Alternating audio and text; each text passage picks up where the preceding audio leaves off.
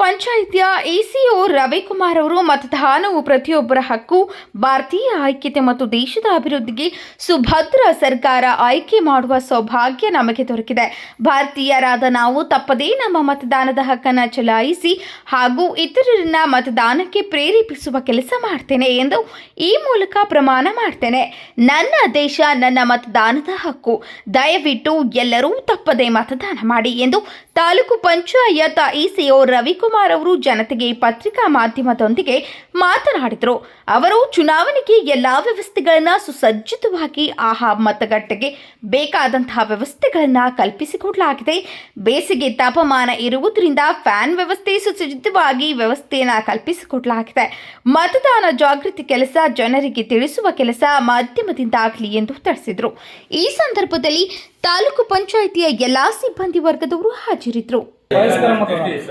ನಿನ್ನೆ 28, 29, 30 ಆಗಿದೆ ಸರ್. ಅದು 204 ಜನ ಆಗಿದೆ ಸರ್. ಅದಾಗಿದೆ. ಇನ್ನು ಉಳಿದಂತೆ ಏನು ಜಾಸ್ತಿ ಬಂದು ಮತದಾನ ಮಾಡೋ ಸಂದರ್ಭದಲ್ಲಿ ಎಲ್ಲರೂ ಕೂಡ ನಾವು ಎಲ್ಲ ಕೂಡ ವ್ಯವಸ್ಥೆ ಮಾಡ್ತಾರೆ. ಟೈಮಿಂಗ್ ಏನು ಮಾಡಿದ್ರು ಮತದಾನ ಸರ್? ಬೆಳಿಗ್ಗೆ 7 ರಿಂದ 6. ಬೆಳಿಗ್ಗೆ 7 ರಿಂದ 6 ಸರ್. ಅದು ನಾವೆಲ್ಲ ಪ್ರಕ್ರಿಯೆ ಎಲ್ಲ ಮಾಡ್ತಾರೆ. ಇಲ್ಲಿನ ತಾಪ ಮತದಾನ ಅಲ್ಲಿ ಸರ್